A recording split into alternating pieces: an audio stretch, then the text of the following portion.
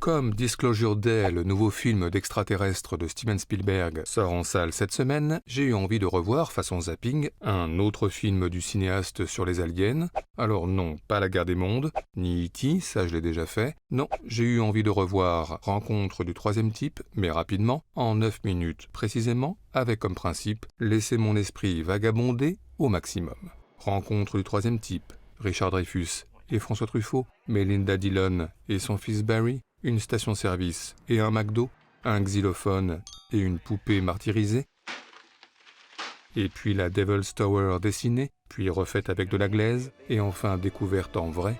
Bref, rencontre du troisième type. Avec, pour commencer, le désert au Mexique, des lumières qui semblent venir du ciel, mais en fait non, fausse piste, ce sont les phares d'un camion, tout simplement. Puis le vieux Mexicain qui s'exprime, en espagnol. Puis le scientifique qui traduit en anglais.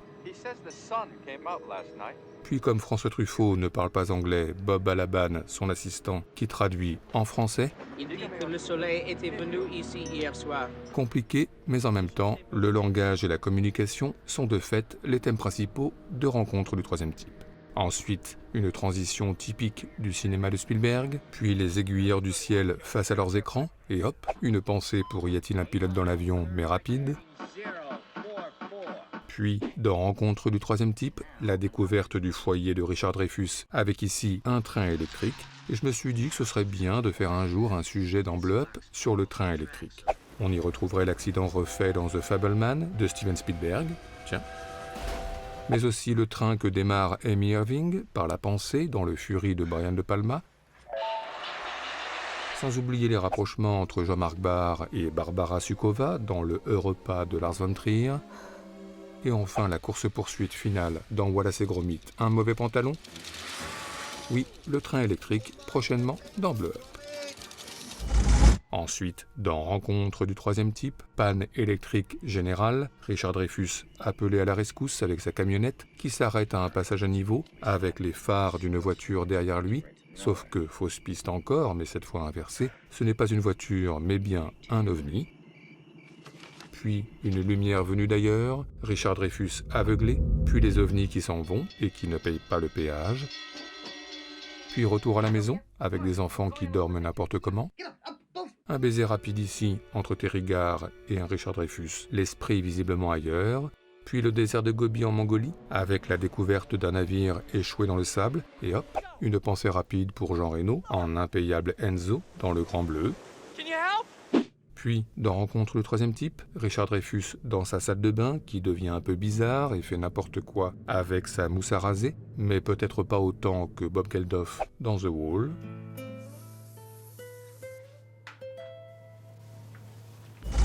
Ensuite, dans Rencontre, l'Inde avec des centaines de doigts pointés vers le ciel. Puis plus loin, le jeune Barry, pris en photo par un inconnu, qui va finir en prison s'il continue. Puis ici, une réunion au sommet de scientifiques, avec François Truffaut qui parle anglais. I beg your pardon, but my English is not good too. Puis qui passe au français. Alors voici le premier son s'il vous plaît. Puis qui passe à la musique, le langage et la communication encore. Puis la cacophonie, tout le monde qui parle en même temps sans que personne ne s'écoute. Et puis ici, un globe terrestre. Du coup, le trésor caché dans le globe dans Tintin, et un autre trésor caché dans un globe dans Inglourious Bastards, et puis le globe dans la chambre d'Eliott dans E.T., bah oui. We are here. Where are you from? Mais aussi le globe sur le bureau de Charles Gray, à la fin de The Rocky Horror Picture Show. Oui, bonne idée le globe terrestre dans Blow Up, avec un numéro 1 comme une évidence, le dictateur de Chaplin, et une blague de fin comme une évidence aussi, Peter Sellers dans La Panthère Rose, le premier. We must find that woman. Ensuite, je suis revenu à Rencontre du troisième type, une maison perdue dans l'Indiana, les extraterrestres qui viennent chercher Barry, puis une réunion avec les autorités sous haute tension, dans la cacophonie toujours. Et puis dans le foyer familial, Richard Dreyfuss, pas au mieux, qui commence à se couper de sa famille, ce que synthétise ce plan chair de poule, un père à la dérive et un fils en pleurs. Ensuite, Richard Dreyfuss qui pète les plombs devant tous ses voisins et qui balance dans son salon de la terre, puis des parpaings. Ensuite, j'ai accéléré, encore, là, un joli plan de François Truffaut en reflet, puis ici, Truffaut encore, qui dit quelque chose en anglais mais que j'ai pas compris. C'est bilingue, Morzanoui. Alors, je me le suis repassé, C'est bilingue, Morzanoui. mais j'ai toujours pas compris, ça devait pas être important. Ensuite, l'ascension de la Devil's Tower, qui a des airs d'ascension du mont Rushmore dans La Mort aux trousses. Oh bah si, quand même. Et d'ailleurs, quelques secondes plus tard, l'hélico de rencontre qui sulfate, comme l'avion de La Mort aux trousses. Et enfin, les mains de Melinda Dillon et Richard Dreyfuss qui tentent de se joindre, comme celles de Cary Grant et Eva Marissin dans La Mort aux trousses. Puis, dans Rencontre du troisième type, le morceau de bravoure du film, qui commence par la découverte de la base scientifique secrète, avec là une étoile filante discrète qui va passer dans le ciel, hop, comme dans Indiana Jones et le Temple maudit, et comme dans Les Dents de la Mer une fois, et dans Les Dents de la Mer 2 fois. Puis, dans Rencontre, l'apparition des premiers vaisseaux extraterrestres comme un lever de rideau et les premières tentatives de dialogue par la musique. Et là, j'ai pas pu m'empêcher, j'ai pensé à Josiane Balasco et son jeu Le Simon dans Le Père Noël est une ordure. Ensuite, dans Rencontre du troisième type, un plan en presque noir et blanc, sans doute un hommage aux vieux films de science-fiction qui ont tant bercé le jeune Spielberg, puis l'arrivée du vaisseau mère, et là, non plus la superposition des voix dans la cacophonie, mais bien le silence, comme si tous les bruits et conversations enchevêtrées qui précédaient ne servaient qu'à amplifier cet instant de sidération dans le silence. Silence. Puis la communication proprement dite entre scientifiques et vaisseau mère qui commence. Ce qui m'a fait penser à cette question posée par James Lipton à Steven Spielberg lors d'un fameux entretien télé. Your father was a computer scientist. Your mother was a musician.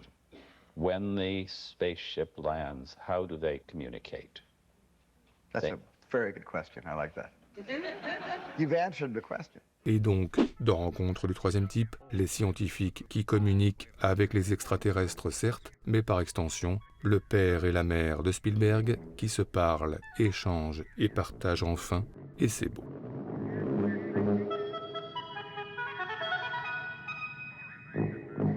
Puis, la découverte des aliens, comme des ébauches de l'extraterrestre botaniste Diti, puis Richard Dreyfuss élu, et enfin le décollage vers l'infini et au-delà. Et tout ça, ça m'a donné envie de faire plein de trucs.